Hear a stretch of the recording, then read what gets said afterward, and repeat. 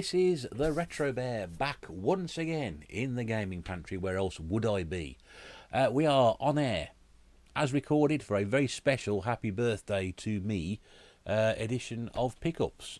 Recorded the day after my birthday. Yes, I turned the ripe old age of 45.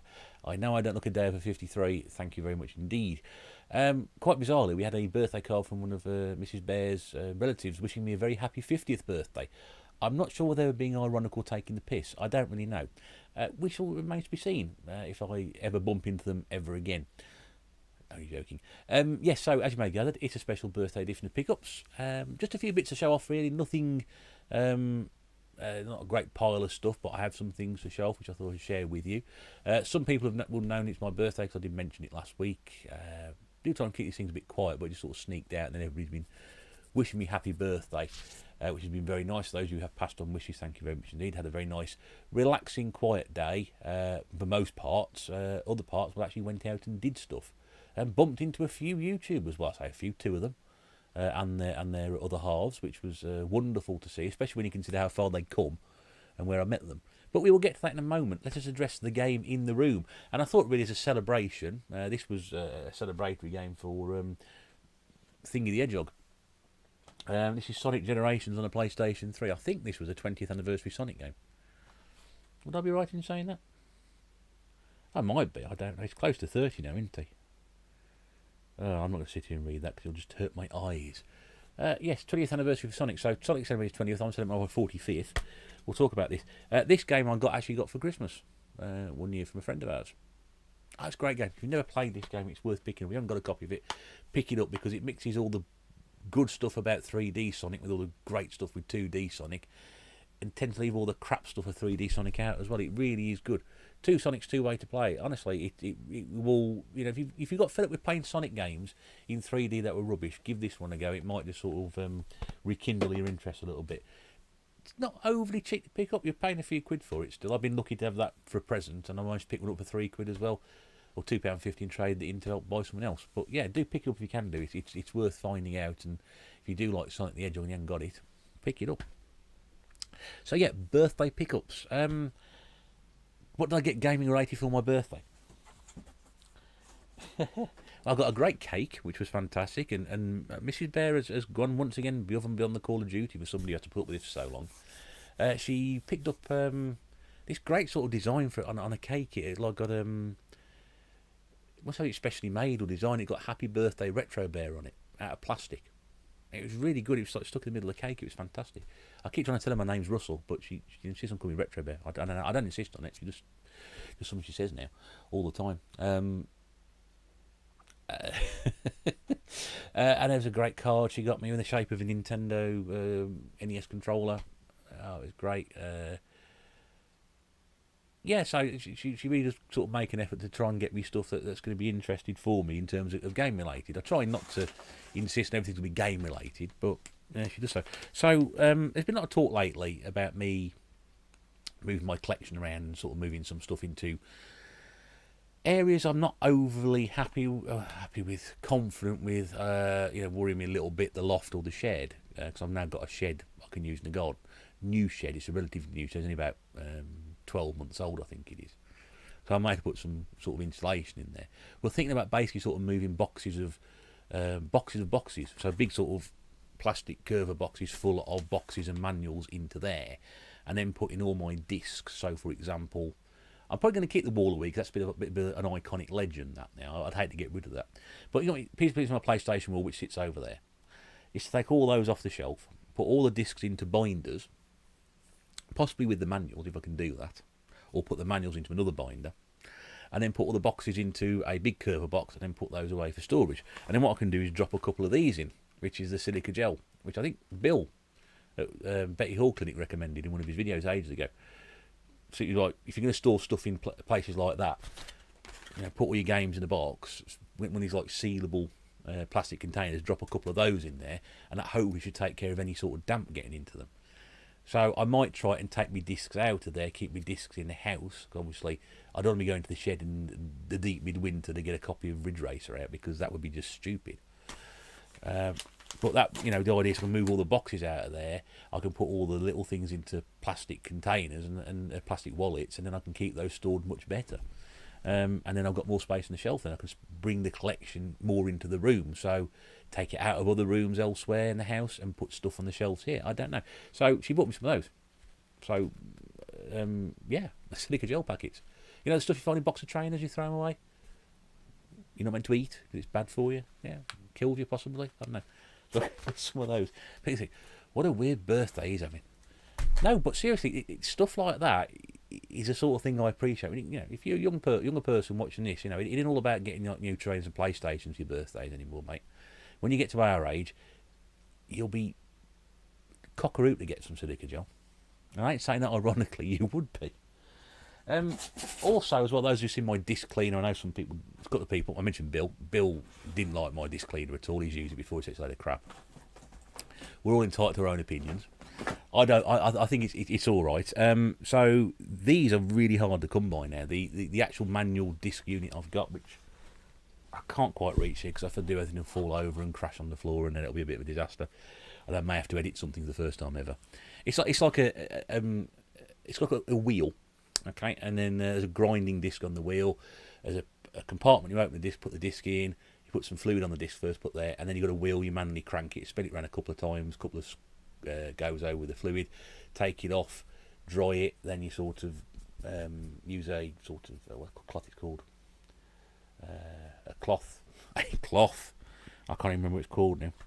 Blah blah blah blah blah blah blah blah blah blah blah. I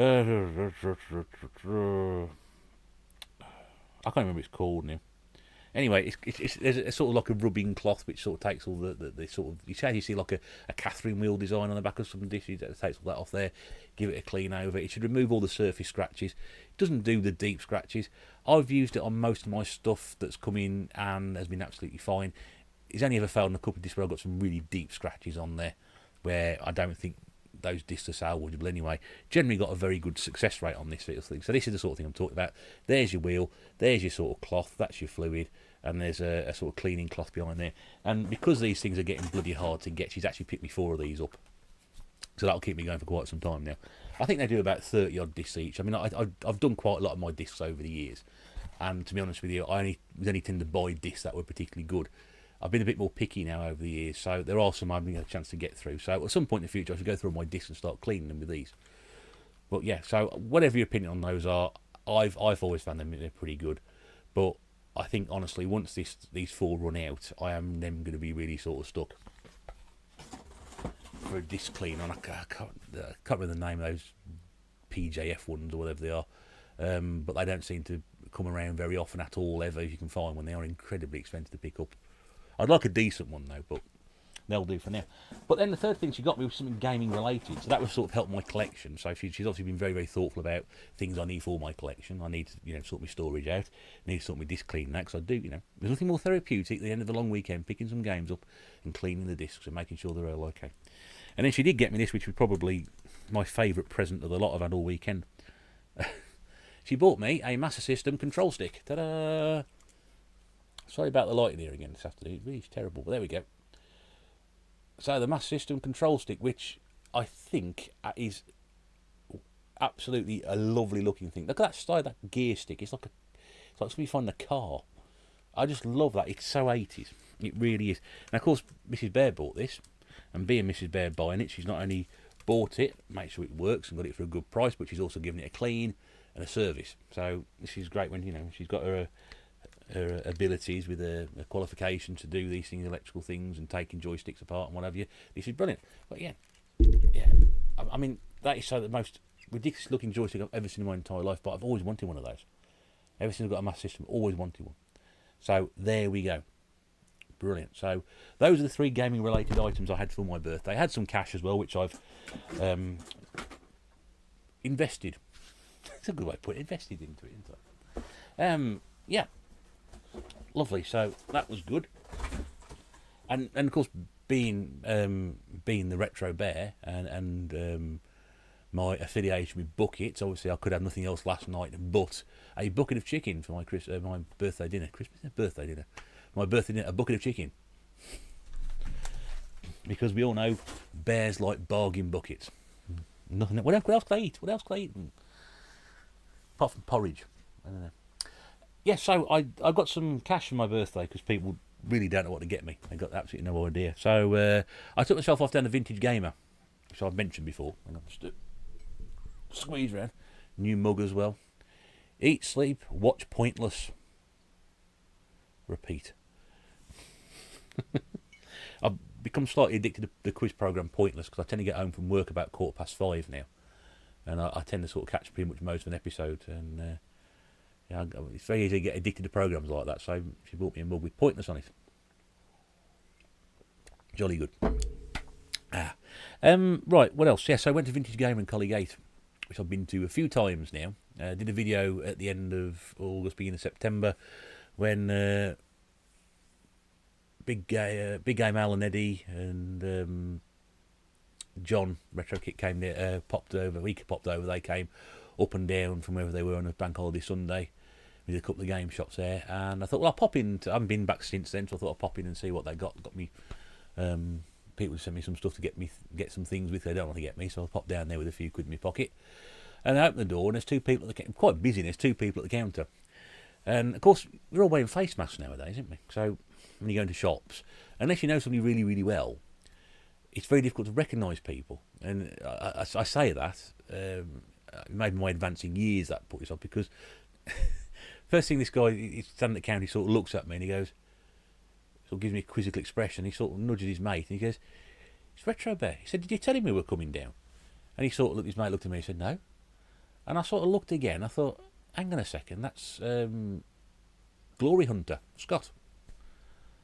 He mentioned, because I did the video and he said he looked at the Vintage Game he did a few weeks back, and he said, "Oh yeah, I must get myself down there."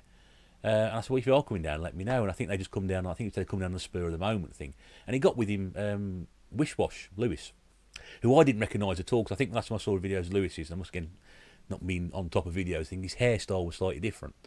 Because he was wearing a mask, so I think it was different anyway. I'm hoping it was, because I might just embarrass myself there. I don't know, but it was weird because people face a crew, you don't recognise them. They recognise me straight away. I mean, can't be too many sort of 45-year-old balding, glasses wearing game fanatics in the area. There can't be that many, surely. So they recognised me straight away. I didn't even say anything. I walked through. I was like, well, me? Oh, me? Yeah, there's nobody else coming in behind me. Weird, absolutely weird. So it was yeah, very strange. So it was great to meet them in the game shop and had a chat with them there. I won't spoil what they picked up. I know Scott was in there doing his Xbox and stuff, and Lewis was picking up some 360 tat, and he bought a couple of very nice pieces as well. They didn't leave there without spending a few quid, that's for sure. So I won't spoil what they picked up, but it was great to meet those guys. First time I met both of them. I hope it's not too long before we cross paths again at some point in the future. However that goes, we've got no idea really. So while I was in there, I thought, well, I'll do my own sort of bits and pieces and picked a few things up.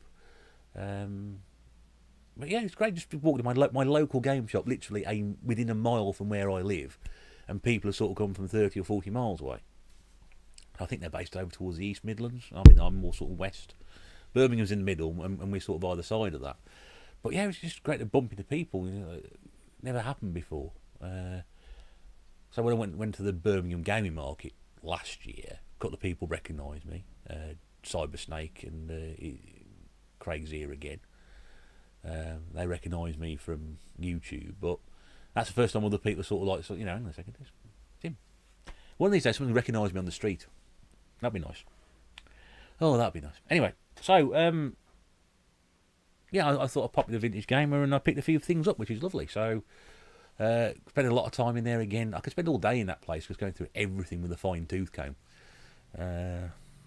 It is one of those places you can just get lost in. I mean, the bit out the back where they've got all the 8-bit stuff. I mean, I'd want I want a couple of hours just going pulling boxes off the shelves and just going through them all. So Spectrum, I'm looking at all these old Spectrum and Commodore 64 compilations. Things like Giants, the Magnificent Seven, 100% Dynamite, etc., etc. And just love those sort of like old style compilations with the artwork. There's only 100% Dynamite I saw yesterday.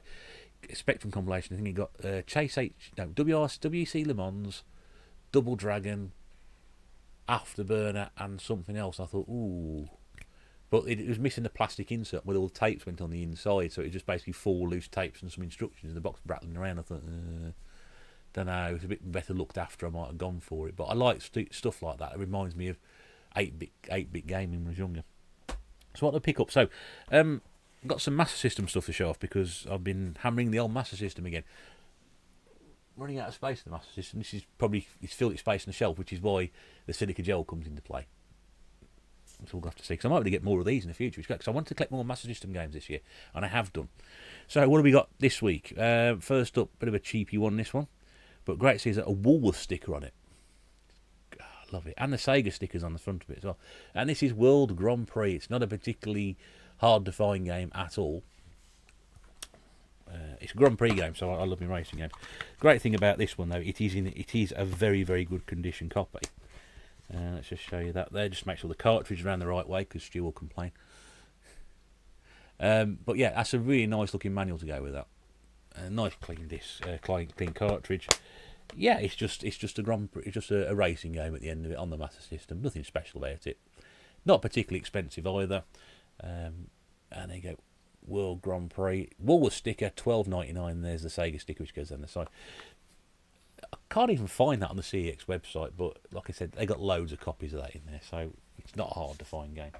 Quite a few copies of this one as well. This one was probably about the best one I got. Most of them are missing the hangers.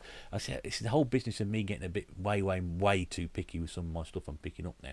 I'm literally looking at Master System games, Mega Drive games, and I ain't got the hangers or the instructions I ain't interested in. I left an awful lot of stuff behind yesterday, whereas 10 years ago I wouldn't have thought twice about not picking it up. So I'm in two minds now whether to be, if it ain't got the manual but I want it, it'll be cheaper than with the manual, because obviously with the manual games and the boxing good conditioning and paying more, aren't you? Whereas if it ain't got a manual, is it easier for me to track a manual down elsewhere? Don't know. I'm not quite sure. Anyway, this box is not great. The hanger's a bit eaten, and there's a bit of a marking down the side, but this is Super Space Invaders, so we're really sort of plumbing, not only is it a retro game, but this is a sort of retro franchise, Super Space Invaders. But again, this has got a nice manual with it. Again, it couldn't in fact ignore the manual. They got about 5 copies of this, they all got missing the hanger or the manual. This was the only one I could put together as complete. It's a bit of a shame really. It's still got remnants of the Sega sticker down the side, you see there, remnants of it. Always nice to find. And that's back. I think I was under the impression this might be the best version of Super Space Invaders. I'm not quite sure. Got converted to a lot of systems. I'm not sure whether people. I've read about it. This was meant to be the best version of the lot. I don't know. But there we go. Not a particularly expensive game to pick up, that one. So I'll do the cheapy ones first. And then this one, I've always been fascinated by this game. I don't know why. This was actually an arcade game. It's not a great condition copy. This one, which is why it was done for me the price it was done. There were other better looking copies, but again, they got bits missing off them, or the inlay, for example, was good, but the box was tatty. I want to sit there, sort of spend my time sort of pulling games apart and putting them all together again. It seems silly, but I've always been fascinated by this game because it was an arcade game which completely got ignored and then got converted to the home systems, and got completely ignored because everybody ignored the arcade game. And this is Rampart by Tengen, or Tengen. I don't know, I'm not into pronouncing arcade sort of thing. Again, you can see some water damage on the cover there, so it's not great. But on the inside, it's actually not bad. The manual's really good. Got the white label there. It's got the Sega sticker on the side as well, so I haven't done too bad out of that. But yeah, it's like medieval sort of fortress battling, which for some reason was an arcade game originally. I never quite understood that, so I've always been on the lookout. Again, got loads of copies of that game in there, but not. That was the best condition copy I could put together. Let's see, there's a bit of water damage in the front, but I think Mrs. Bear's fairly confident it all sort of clean up quite nicely. It also says here, on the sticker on the back, part of pack only, not to be returned separately. So did they give that away with Master Systems? Seems a strange game to give away the Master System. Don't know. Really don't know, but I'm really intrigued about playing that. I could be wasting my time and find out it's a complete load of bollocks. I don't know. I really don't know. Those were a £5 each, which I think is not too bad. Paid a tenner for this one. But oh, man alive. One of my favourite games ever. Had to get this. I've only got a copy of this in the Commodore 64. The box isn't the greatest, so I might have to find a sort of a cheapo box at some point to replace this with. And I've got a sticker on the front of it. I don't really care though. It's Operation Wolf by Taito. And it's compatible with the light phasing. You can see in the top right hand corner there. Man, if you ever played this game in the arcade when it first came out, oh, again, loads of copies of this, but very few with the manual. This was the one I managed to find with the manual. I wish I paid a bit more attention to the box, because the box is sort of bashed into there, a little bit broken, the box. But I think we can do something with it. I think Mrs. Bear is confident, yeah, it can be sort of salvaged with some glue and some love. And there's the back of it. You can't quite see that there. But if you grew up playing arcade games like I did in the late 80s, this was like one of the great games. This was the giant arcade cabinet mounted with a big Uzi on the front of it, the feedback on it. Yeah, and it was Operation Thunderbolt to follow. There weren't any more games after that, and this is not a game that, I thought this would be sort of something that people want to revive, or done a version of now, with PlayStation Move or the Wii. I don't understand why this game never got picked up. People remember it fondly, but they don't. It wasn't remade or revamped or anything like that. It should have been done so. I think it would have been ideal. It may have been. It may have been. I could have been completely wrong.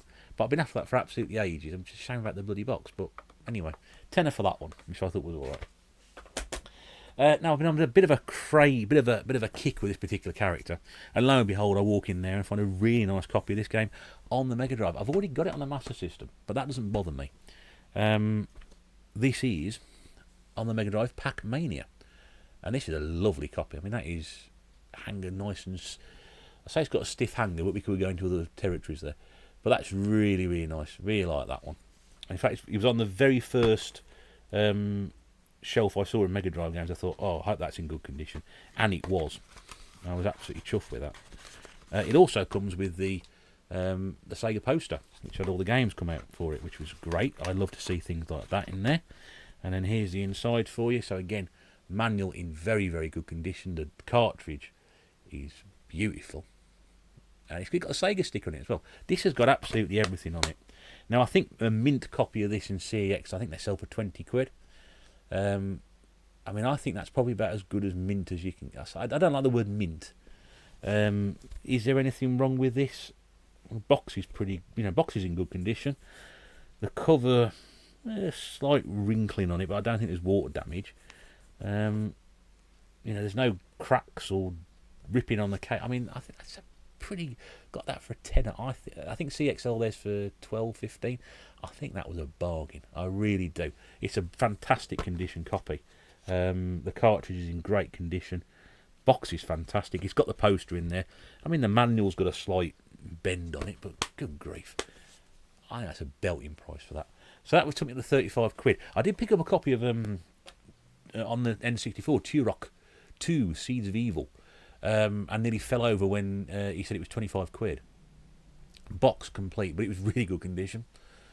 And I thought, yeah, it's still Turok 2. It's a pretty common game, that, isn't it? But no, with a box round it, 25 quid. Oh, not paying that for that. I'm stupid. So the guy in there, I think the guy's name's Sean. Really knows his stuff. Very knowledgeable guy. Who was talking to me about some other games he could have recommended to me had they got them. But I could recommend any games I haven't got as well. Yeah, no, he really knows his stuff. He's a big Warhammer fan, and he really nice guy to talk to. He was selling an ST to a bloke behind me, or a bloke coming to pick an ST. £100 for a boxed ST, Atari ST. I know, they ain't that good. But yeah, it wasn't. I mean, it was boxed one. I mean, it wasn't immaculate or something like that. But that's what it was. £100 for a boxed ST. But he will be disappointed when he gets home. Plugs it in, it won't work properly. The sound's tinny and it's not quite as good as the Amiga. But hey ho. Yes, I said, I want to spend 50 quid with you today.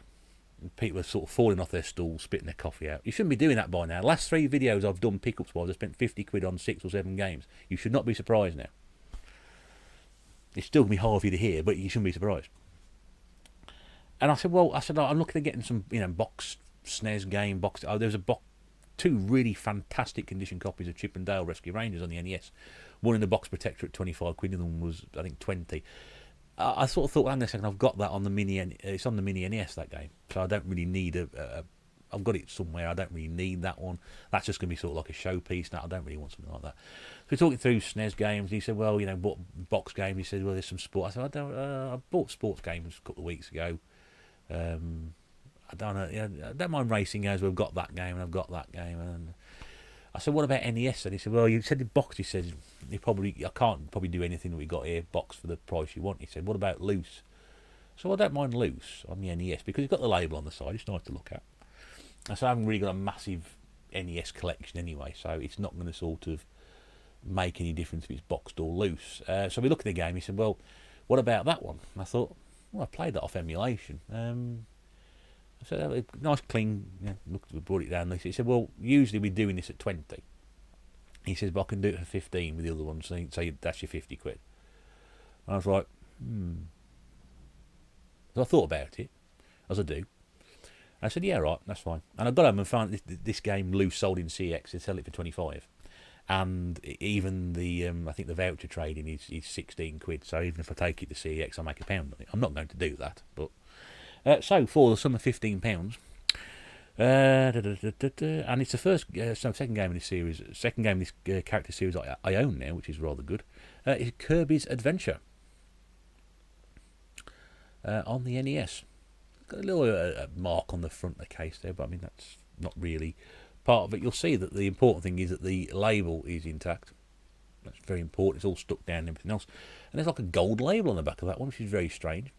That made me sort of immediately think twice, is this an official copy? But because it's got a gold label, I don't know. But yeah, points out that it is the PAL version, all clean and tested. So yeah, CX sold that for 25 and I got that for 15. So that ain't too bad. So for the princely sum of the magic 50 quid again. Not a huge pile, as always, because we are now going for quality over quantity. But I think with the Pac-Mania game, I've probably got a very good price on that one. The Rampart, Super Space Invaders, World Grand Prix, Operational 25 quid, Pac-Mania 10 quid, Kirby 15 quid. I probably, that might cost me maybe 60, 70 quid elsewhere.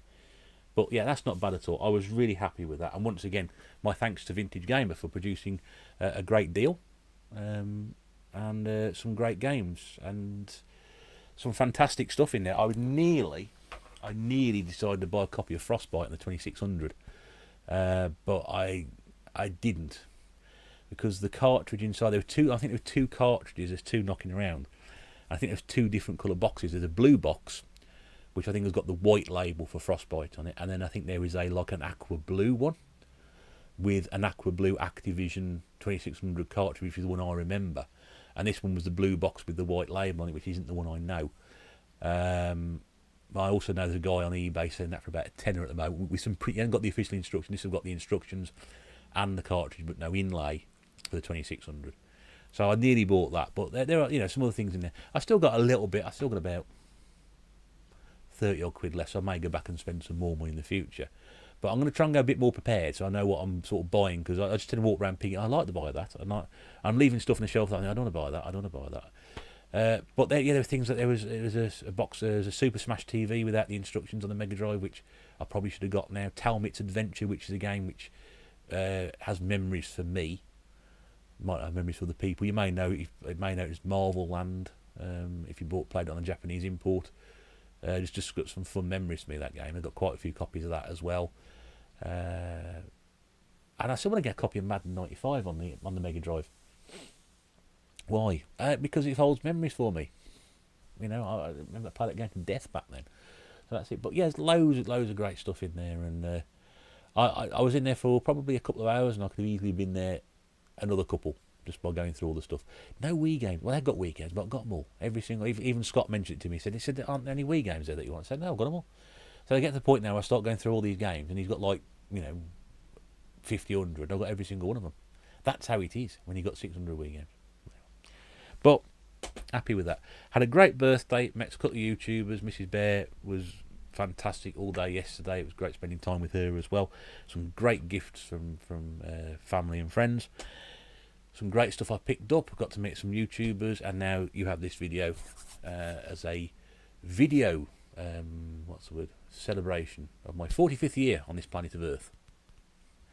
I did 30 years on a planet, something else, elsewhere, first before I got here. Anyway, in the meantime, thank you very much indeed for watching. It's been great to talk to you once again. If you have enjoyed this video, don't forget to like, subscribe, comment, and tick that bell, because YouTube seems to be throwing a paddy at the moment, and I don't know whether people are watching or notifying or whatever. I keep getting a message saying I don't get any notifications anymore. I keep replying to comments which don't appear to be replied to. I have no idea what's going on. YouTube, sort it out. In the meantime, as always, do take care. We'll see you again very, very soon. Until then, bye for now.